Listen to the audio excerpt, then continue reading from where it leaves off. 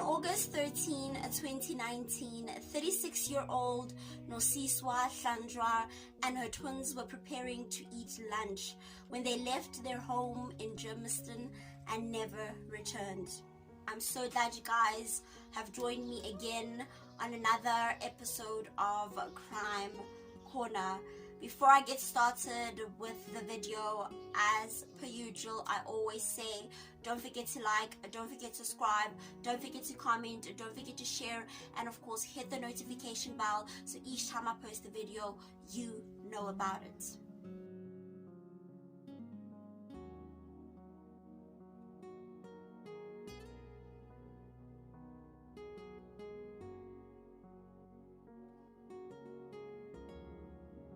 Story is one of the many sad stories I tell on this channel on Crime Corner, and on this week's Crime Corner it's a bit more hard because this is now a family that has gone missing without a trace.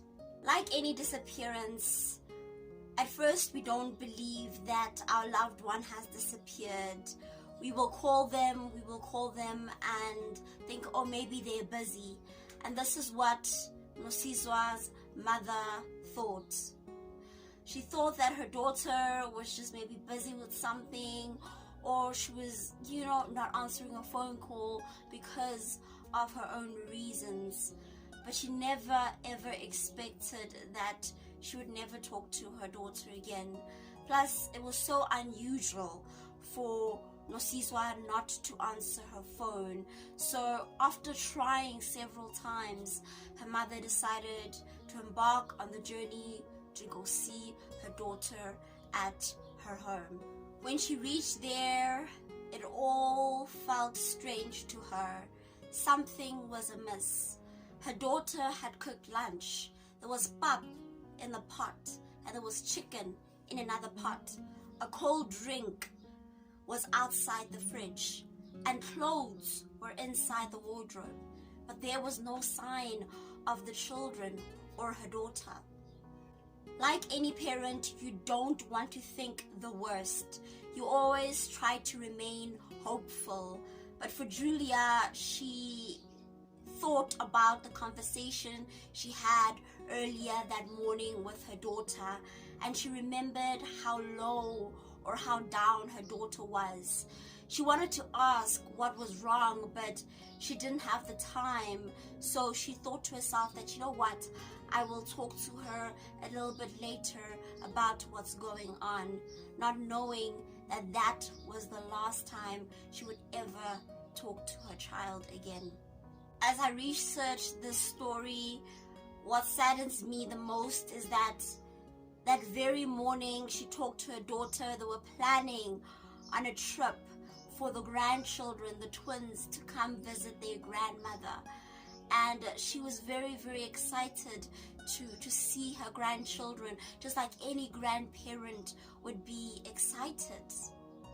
After the missing report was filed and the community got word that Nosisa and her children were missing, a community member, or rather a neighbor, came forward and claimed that she had seen Nosisa on that very day with her children leaving with a purse in her hand. She didn't know where she was going, nor did she ask. But upon further investigation, it is believed Nosisa went to see a sangoma, but the police tried to track down the sangoma, but even till today, there is no news about that sangoma. I find this very, very, very odd, but at the same time, there could be a lot of reasoning to it. A mom cooking lunch for her children, not waiting for them to eat, then go and see a sangoma. And I find it so ironic that she just left everything like that and quickly took her children. I feel as though something is amiss in this case. Something is missing and the pieces are just not coming together.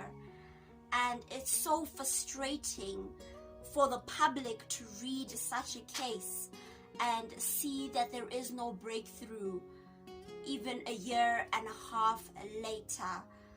But I can't imagine what the mother of Nosisa is going through.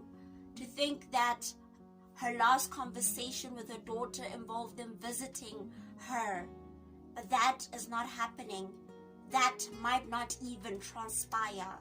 What frustrates me more about this case is that, unlike many other cases where you get leads and the police get phone calls, I saw her somewhere, I saw someone who looks like her, etc., etc., nothing has ever happened since their disappearance. It's like they vanished into thin air. When I talked to my friend about this case, he was like, it's like a sci-fi movie where one just disappears. They just disappeared and they're nowhere to be found. But like I say in my previous videos, always, someone knows something about Nosisa and her children's disappearance. Someone. No one would just disappear just like that, leaving their family, their friends behind. No one. No one. And I feel the police needs to put more pressure, or we as a community need to put more pressure on the police. The police needs to work on this case more effectively. And honestly, they've done a really, really bad job. They've done a really bad job. Yes, it is sad when you find out that your loved one has died, but it brings some sense of closure. But now the mother wakes up every day. When she tries to eat, she thinks, what are my grandchildren eating? When she baths, are my grandchildren bathing?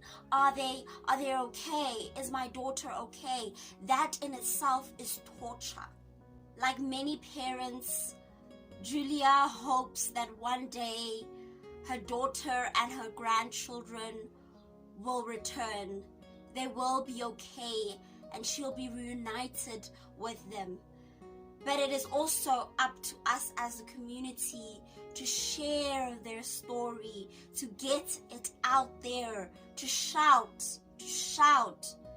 Nosisa and her children are missing. We need to find them. We need to find them.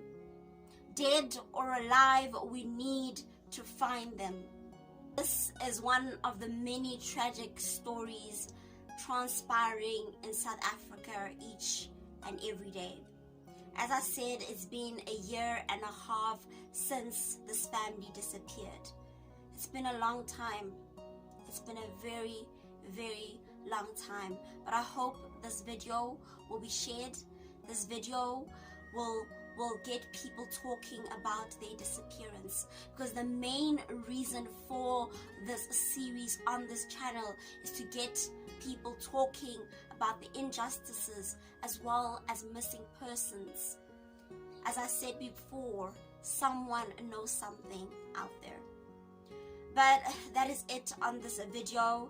I hope you guys actually will take it, share it, comment, and just share what you think happened to this family.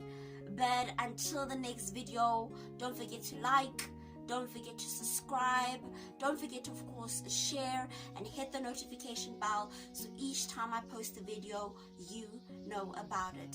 Please remain safe. I love you guys loads.